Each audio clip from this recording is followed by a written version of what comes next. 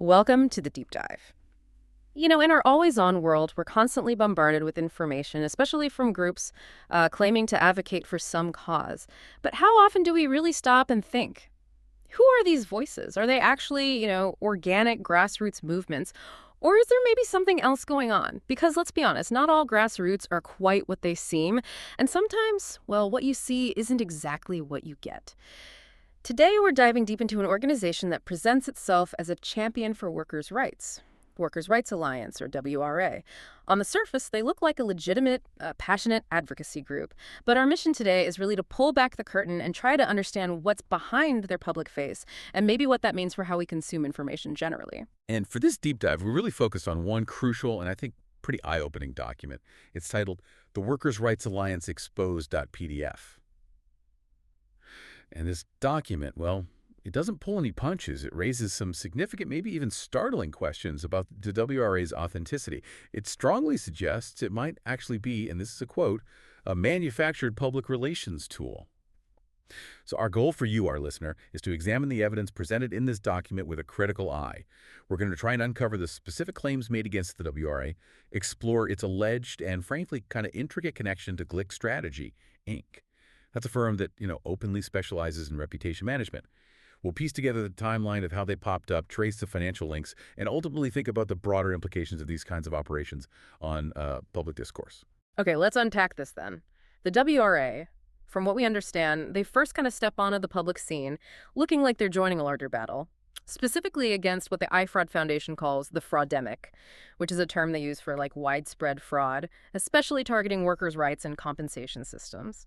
So the WRA positions itself as this new, powerful voice for the vulnerable, a beacon for workers. Sounds pretty noble, right? But the document immediately casts a very different light on things. Yeah, what's fascinating here is that the report pretty quickly pivots. It states that despite this public face, the WRA is, quote, nothing more than a hastily created public relations instrument, tied directly to Glick Strategy, Inc., and deployed to discredit their opposition. I mean, that's not just a strong claim, it's the central accusation, really. So the question for us becomes, okay, what evidence does the document actually present to back up such a significant assertion like that? Right.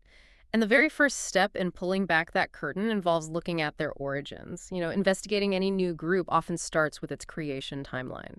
And what the document reveals about the WRA's creation timeline is really eye-opening. It highlights that the WRA website was registered just recently. The date is February 6th, 2025. Now, for a group claiming to represent a broad movement, what does a sudden recent origin date like that suggest, according to the document anyway? Yeah, that date, February 6, 2025, it's significant because the document elaborates that there's basically no record of the group having any prior history, filings, or verifiable organizational presence before that specific point. This immediate formation, as the document points out, it kind of undermines any claim that it represents a long-standing worker movement. Yeah. It strongly suggests a rapid, almost instant creation, rather than the organic growth you typically expect from a genuine grassroots initiative. It's a key indicator right away that something might be, well, manufactured rather than authentic.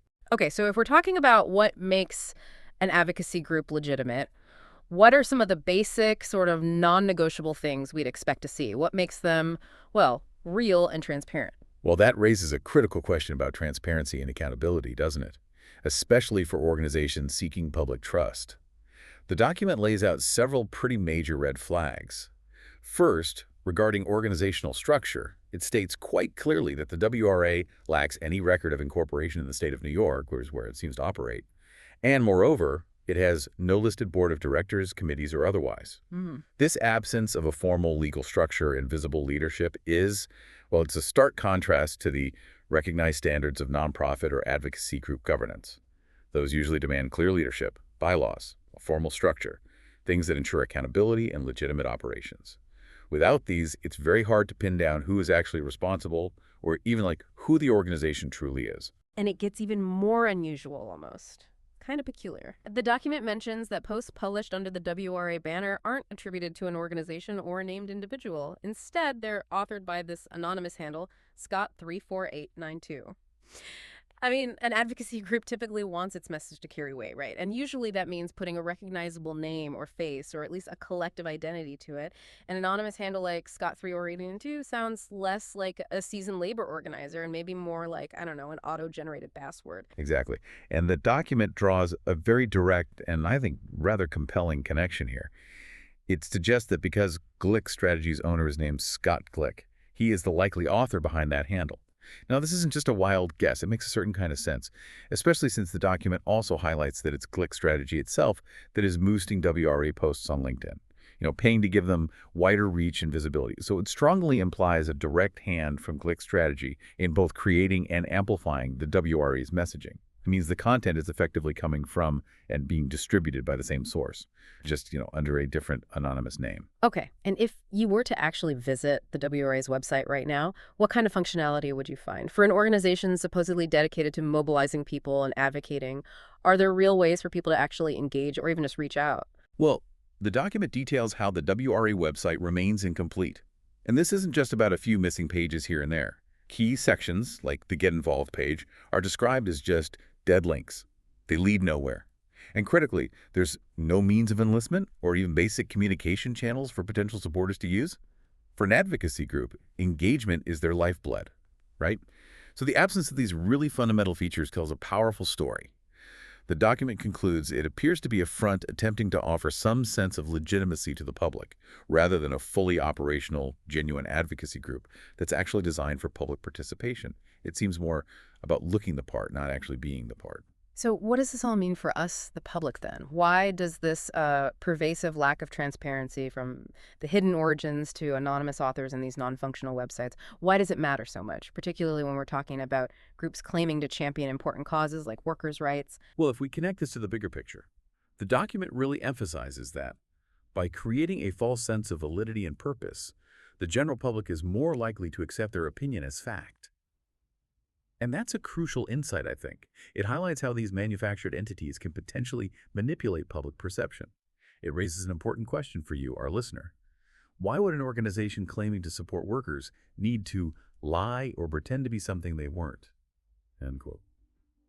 The document's answer is pretty direct and frankly rather stark when they are not a genuine advocacy group. It implies a deliberate, calculated strategy to mislead, precisely because the organization's true nature, or maybe its motives, wouldn't stand up to scrutiny if they were clear.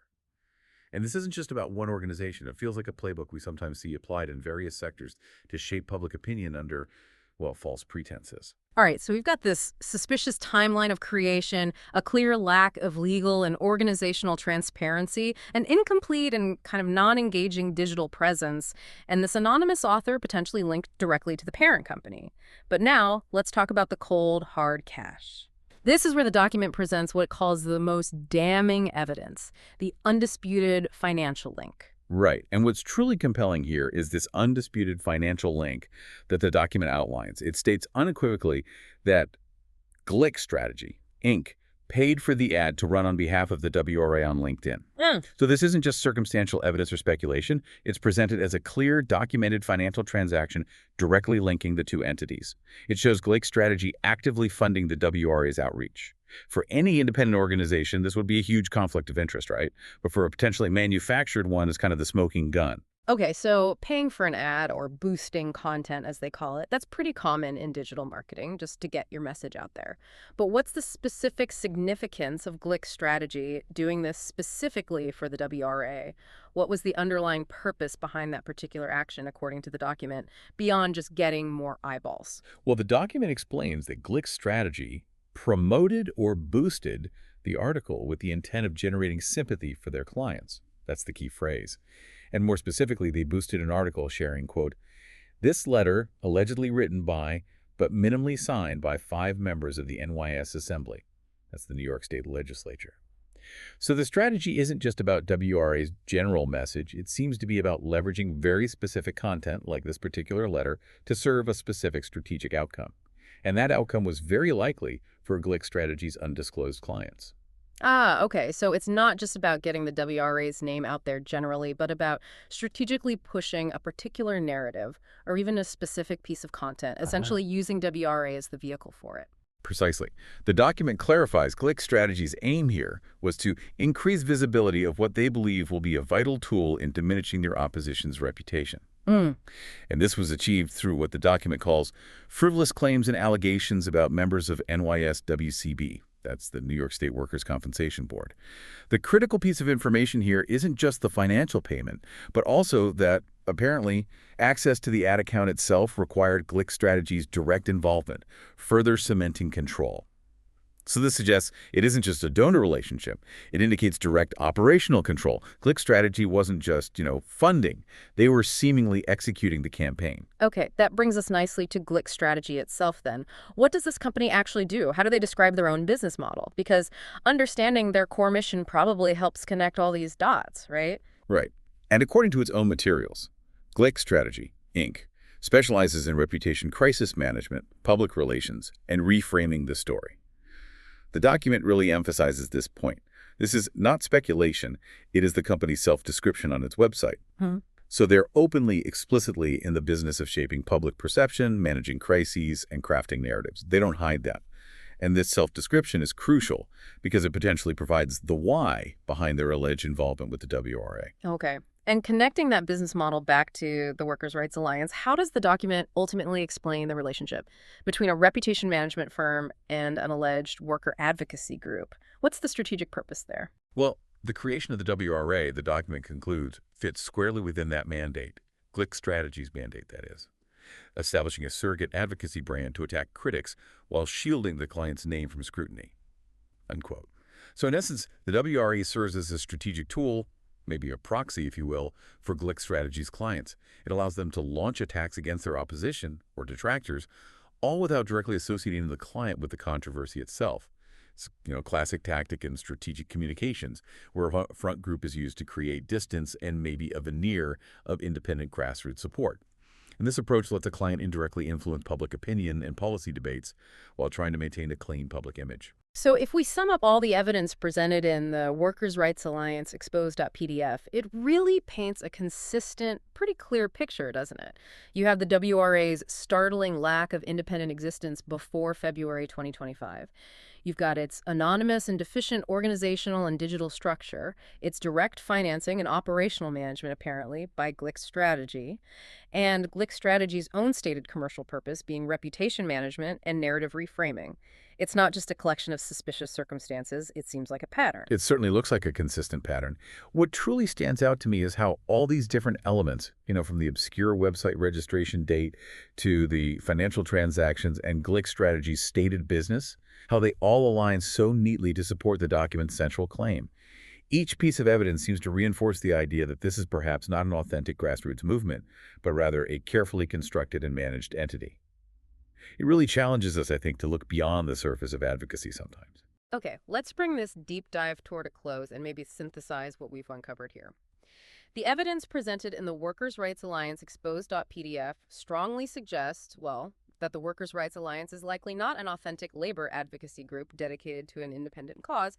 Instead, it's described as, quote, a strategic communications facade designed to serve the private interests of Glick Strategy's clients by discrediting their opposition. Essentially, a manufactured entity, seemingly with a very specific strategic purpose behind its creation and operation. Yeah, and if we connect this to the broader implications, the document's final advice is quite clear.